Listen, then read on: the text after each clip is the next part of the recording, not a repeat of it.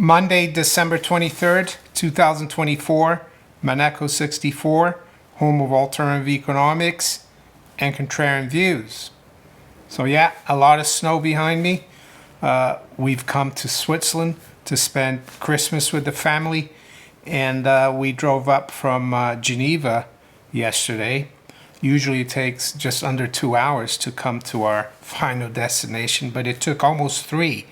A lot of snow on the road, and I hadn't driven in the snow for a long time. In England, we don't really get that much snow, but I managed, and we were driving on the other side of the road. But anyway, yeah, over the next few days, I won't be making as many videos as I usually do. I usually do one a day. But I've seen a few things that are quite interesting over the last few days. I saw that on, Saturday morning, early Saturday morning, the U.S. Senate passed a bill to continue to keep the U.S. government open. Sometimes you wonder if the best thing would be to really close the government. I think things would run much smoother. But anyway, it went through. There was a danger of the government shutting down. And yeah, right on Saturday, just before Christmas. But one of the things I read in the FT about the process, and I think the Senate passed it quite easily, is that the incoming administration, or President-elect Trump, they asked the Congress and Senate to scrap the debt ceiling.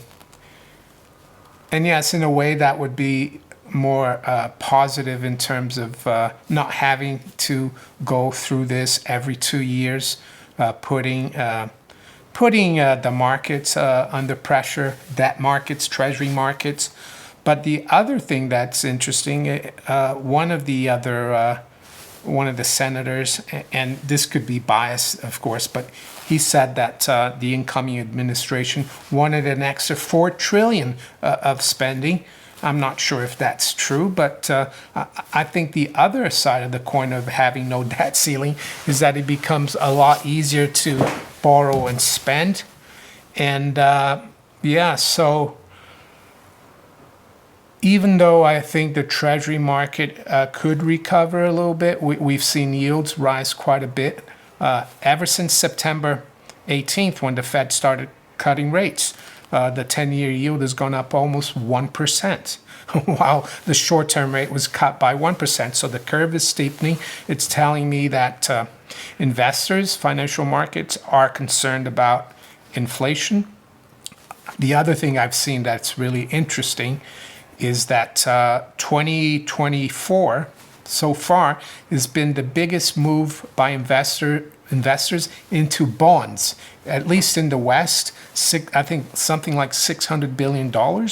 But if you look at the performance of the TLT, which is the ETF for long-term treasuries, like 10-year treasury, 10 to 20-year duration, it's actually down on the year, like 6 or 7%. So I think that's the next big theme, or it is the big theme going forward, is that bonds are not a good place to be in the long term. But why are funds, pension funds, investors still going into bonds? Well, it's because they don't know much about gold and silver, and how gold and silver really are real money and safe assets. And they still think they're still in that paradigm in which they think bonds are the safest place to be. But I've looked at this before, and I'll show it to you now. If you look at the price of gold in the 10-year Treasury note future, it's been pretty much a one-way street higher for gold. Yes, there was a consolidation between, after 2011, but the trend is higher. And what does that mean? Well, it means that precious metals, gold and silver, are going to continue to outperform bonds and treasuries and government bonds.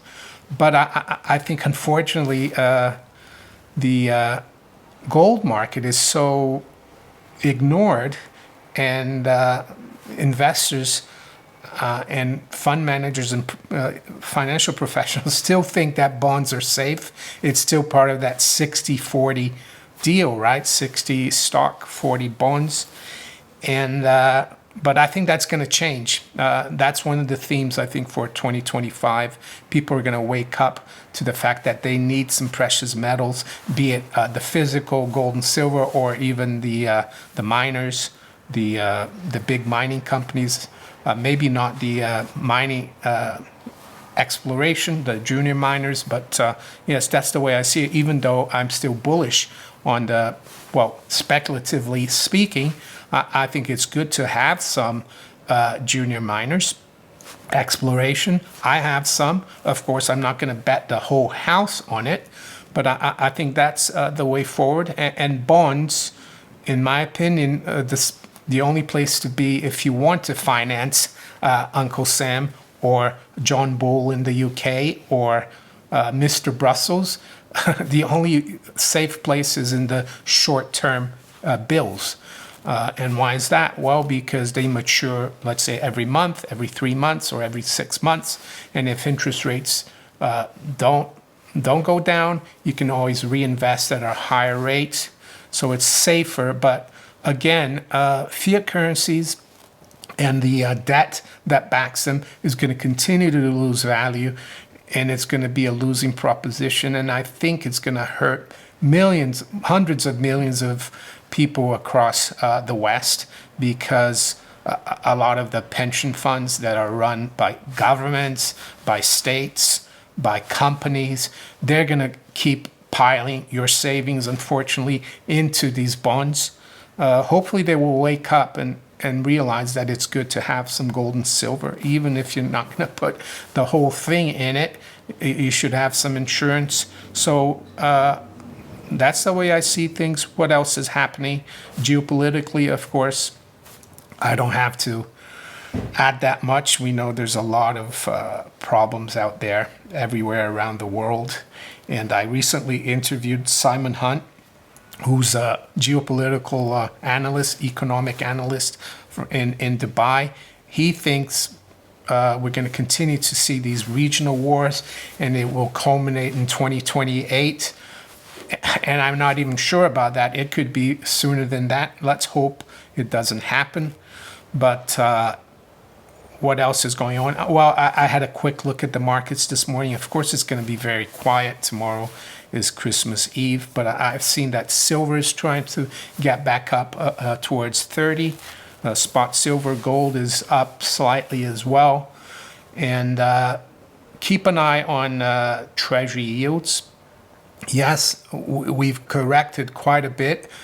We've come up quite a bit in terms of yields since the Fed cut rates, but we could see a rally in bonds. But longer term, as I said, not the place to be, in my opinion. So that's my message for 2025 and beyond.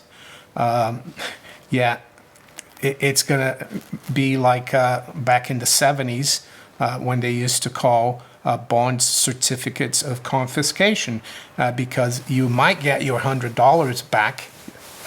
Usually when you invest in a bond at par, for example, $100, they pay you back at maturity $100, but at $100, it's going to be buying you a lot less in 5, 10, or 30 years' time. Not the place to be. That's the way I see it.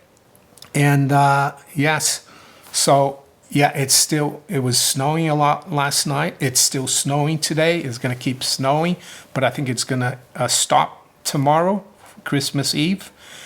And it's going to be, after that, we're going to get some sunshine, which will be nice. And hopefully we'll be doing some skiing. And we've got family here from Florida as well. My niece married an American. So I'm seeing also my grandnieces, which is really nice. And yeah, the whole family is here. And we'll be back in the UK before the new year. And hopefully we'll resume. We will be resuming the normal daily videos.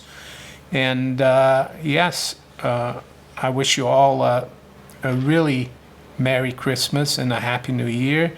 And for all those other people who don't celebrate Christmas, I wish you a happy holiday time. It's all the best thing about this time of the year is really being with family. I think that's what matters. And yeah, that's another thing I wanted to say. There are a lot of distractions, a lot going on in the world. And of course, we need to keep an eye on it. But I think you should try to not let it affect you. You can only control what you can do and what the way you think. And I think that's a good way to look at things. And that's how I try to do. To be as well. I know it's not easy all the time because sometimes you see some really wacky, crazy things going on in the world. But anyway, with that, I'm going to wish you all a great day. Take care. Bye.